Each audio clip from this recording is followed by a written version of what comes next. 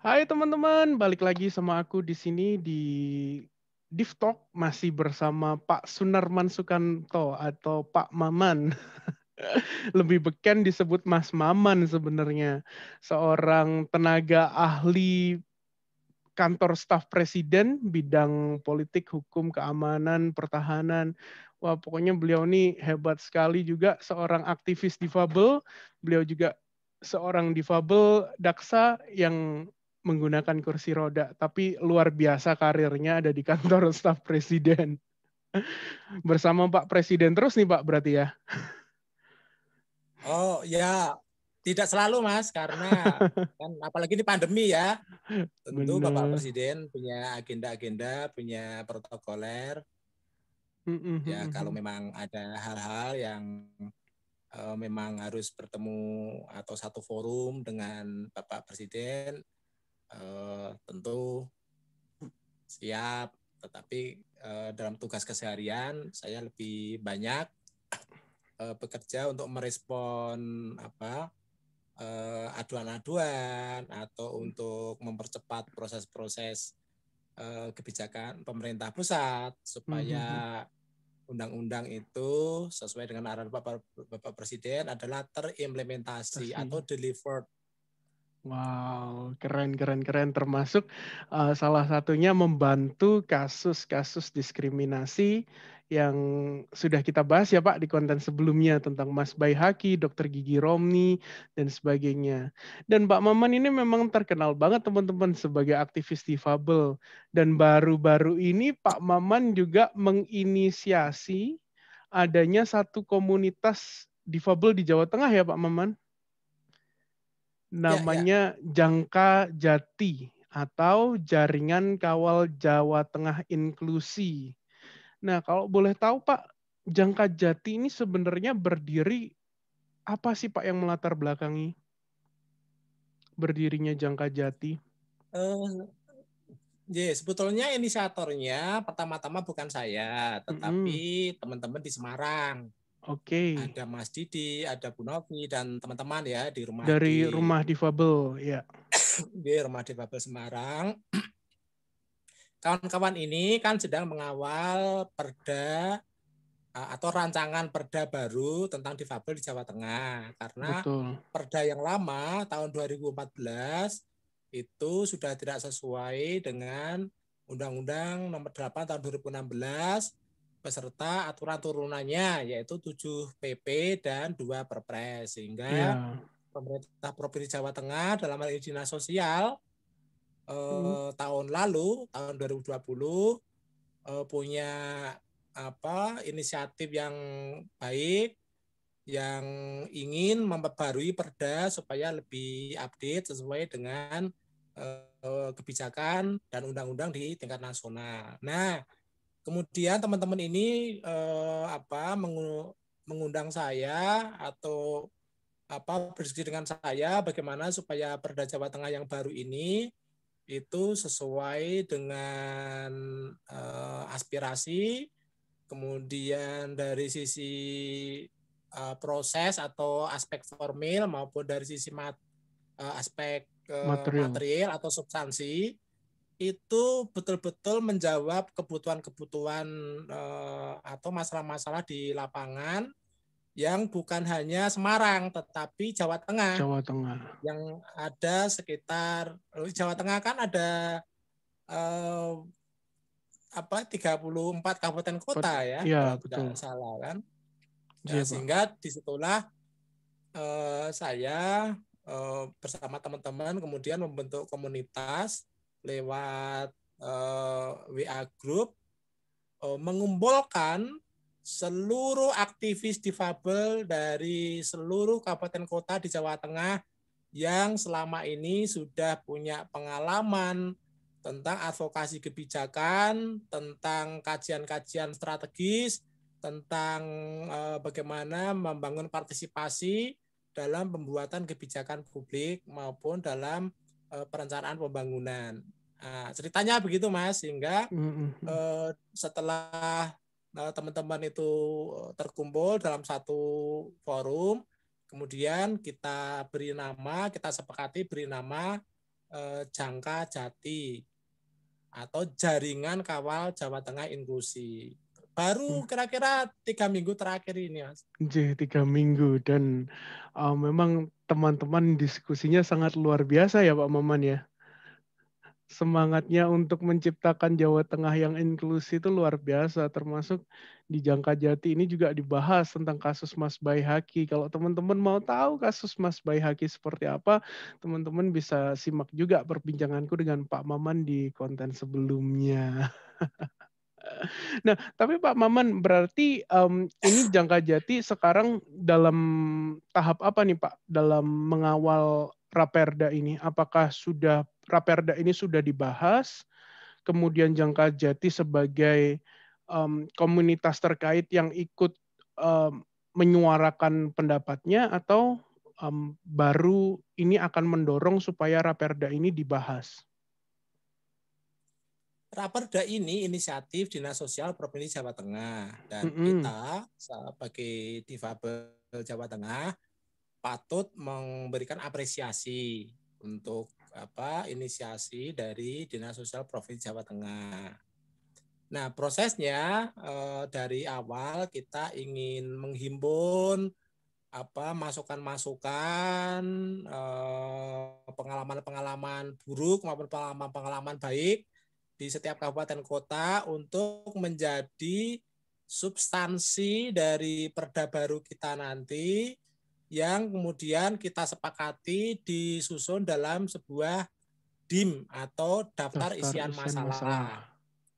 Nah, DIM itu kita susun berdasarkan naratif akademik dan draft Raperda baru yang dikeluarkan oleh Dinas Sosial Provinsi Jawa Tengah.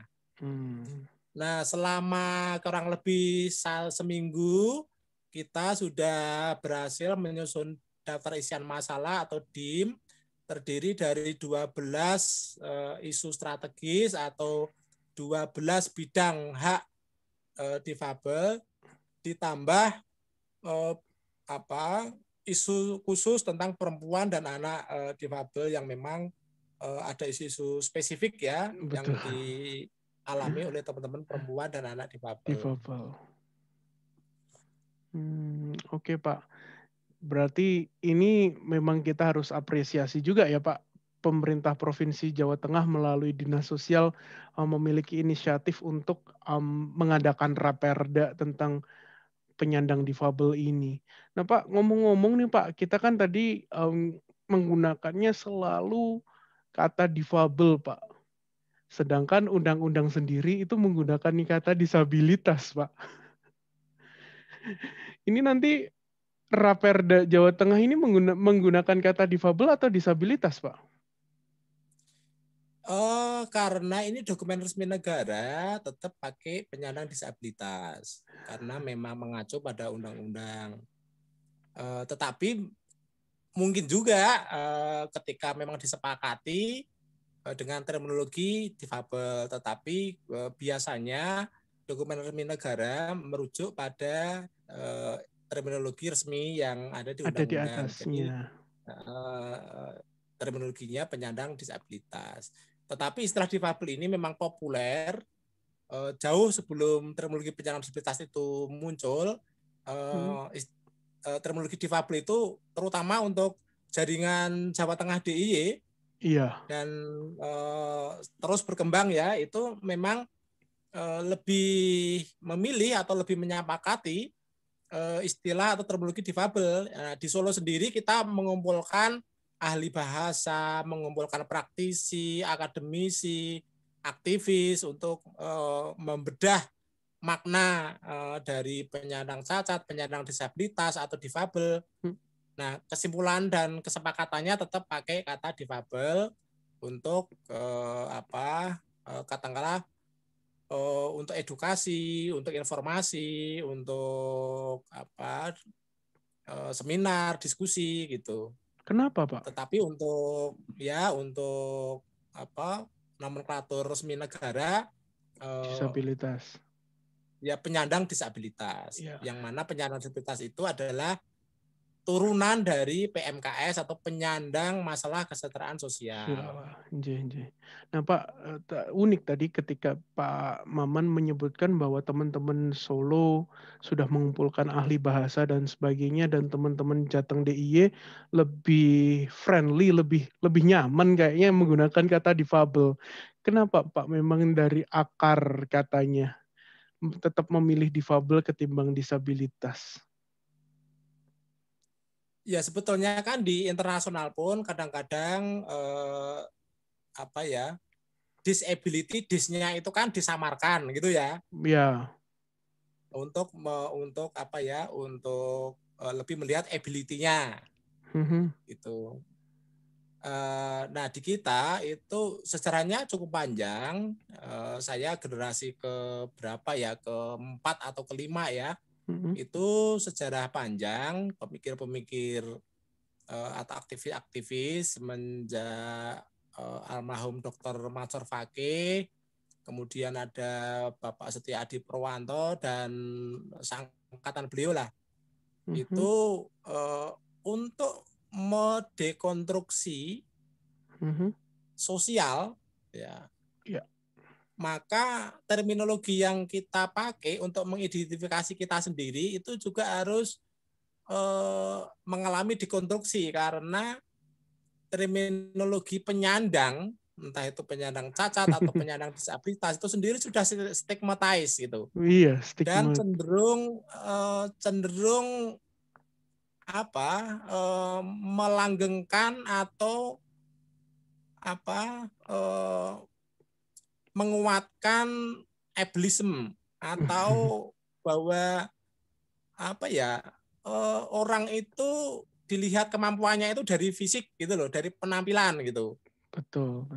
Bukan dari intelektual. Kemudian juga di sana melanggengkan istilah normal dan sehat itu mereka yang ya punya 2 kaki dan berfungsi normal, punya 2 tangan dan berfungsi normal, punya 2 mata berfungsi normal, punya 2 telinga berfungsi normal. Ya macam-macam lah. Nah, dalam konteks itu kita mulai mempromosikan istilah difabel dalam artian different able people, artinya ketika saya kaki saya memang membutuhkan kursi roda, bukan berarti saya tidak bisa berjalan, tetapi bahwa cara berjalan saya atau kemampuan berjalan saya yang berbeda. Artinya kita ingin menekankan bahwa kita itu berbeda, dan perbedaan ini bagian dari kekuatan, bagian dari Bhinneka Tunggal Ika. Bhinneka Tunggal Ika maksud saya. Kalau Ita nanti atau beda lagi. Beda lagi, kita Pak. lebih ingin mempromosikan bahwa kita itu bagian dari keberagaman. Sebagaimana ada laki-laki, perempuan, ada kulit hitam, putih, coklat, kuning. Betul. Ini adalah bagian dari potensi, bagian dari kekuatan. Kira-kira secara singkat begitulah. Ya, berarti difabel ini adalah satu bentuk reformulasi ya Pak. Bisa kita bilang reformulasi identitas juga untuk mendekonstruksi identitas yang berdiri di atas standar normalitas. Iya, Ini betul adalah sekali, itulah bentuk perlawanan sebenarnya. Nah, tinggal challenge-nya apakah nanti Raperda ini bisa untuk menggunakan istilah kebanggaan Jateng DIY ini, atau nanti masih tetap terpaut dengan undang-undang penyandang disabilitas. Itu memang secara hukum memang tricky sih Pak ya, agak-agak gimana gitu. Cuman kalau ada kemauan, saya yakin, entah bagaimana menurut Pak Maman, kalau misalkan ada kemauan yang kuat dari komunitas Jawa Tengah, apakah memungkinkan Pak nanti menggunakan istilah difabel dalam Raperda ini? Solo pernah punya peraturan daerah tahun 2008, itu judulnya kesetaraan difabel. Dan istilah yang di dalamnya itu juga difabel. Waktu itu istilah penyandang disabilitas belum ada. Ya karena waktu itu kan pilihannya pakai penyandang cacat atau yang lain kan, maka kita pakai difabel karena penyandang cacat itu penyandangnya juga sudah stigmatized, cacat apalagi kan. Iya. Jadi kita pakai difabel. Nah kemudian kan difabel itu bukan ditantang ya, tapi di challenge dengan terminologi yang secara resmi dipakai oleh internasional pemerintah. Penyandang disabilitas gitu. Iya, memang perdebatan istilah ini memang luar biasa sih Pak. Kebetulan saya juga ada di posisi saya sedang mendalami perdebatan istilah ini. Oke Tidak Pak. apa-apa, sebagai diskusi. Iya, benar. Oke Pak, balik lagi nih Pak ke Jangka Jati. Harapan Pak Maman untuk Jangka Jati ini apa sih Pak ke depannya? Dan sekaligus harapan kepada pemerintah Provinsi Jawa Tengah. Jangka Jati kita sepakati, kita hidupi bersama-sama. Itu kan dari namanya udah jelas ya, untuk sebagai jaringan aktivis difabel atau aktivis yang pro difabel untuk mengawal Jawa Tengah inklusi. Pintu masuknya adalah supaya Jawa Tengah punya perda baru yang tadi sesuai aspirasi teman-teman dan menjawab kebutuhan dan masalah di lapangan yang selama ini terjadi dalam kehidupan sehari-hari difabel di Jawa Tengah. Nah harapannya yang pertama tentu dari kawan-kawan aktivis tetap kompak, tetap semangat. Ini adalah gerakan gotong royong, gerakan struktural, gerakan kultural untuk memastikan, kalau saya boleh meminjam Mas Richard tadi, adalah memastikan mainstreaming hak-hak difabel di semua bidang di Jawa Tengah, baik secara struktural maupun secara kultural. Artinya di ranah kebijakan, program, penganggaran maupun di ranah sosial budaya sehari-hari masyarakat. Kemudian harapannya pemerintah Provinsi Jawa Tengah itu bisa melibatkan dan memberikan kesempatan untuk teman-teman anggota Jangka Jati ini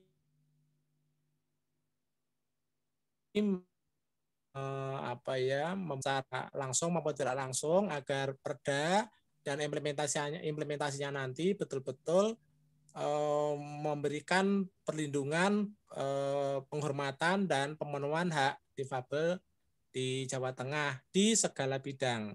Kira-kira harapannya begitu, Mas. Oke Pak, terima kasih Pak Maman. Berarti kita harus semangat ya teman-teman untuk menciptakan Jawa Tengah yang inklusi. Bahkan bukan hanya Jawa Tengah, Indonesia atau bahkan dunia yang inklusi. Dan Pak Maman dan teman-teman Jangka Jati, termasuk saya juga ada di dalamnya. Kita akan tetap semangat, kita akan tetap solid untuk memainstreaming isu-isu difabel ini secara struktural, secara kultural juga. Wow, terima kasih Pak Maman untuk waktunya. Kita sudah bincang-bincang banyak banget nih sama Pak Maman dan dapat ilmu banyak banget dari seorang tenaga ahli di kantor staf presiden, juga aktivis difabel dan sangat inspiratif. Terima kasih banyak Pak Maman dan terima kasih juga semua teman-teman yang sudah nonton sampai akhir. Semoga kita semua selalu sehat dan selalu semangat apapun kondisinya, selalu berpikir positif. Salam antusias. Salam antusias. Terima kasih, Pak. Sama-sama.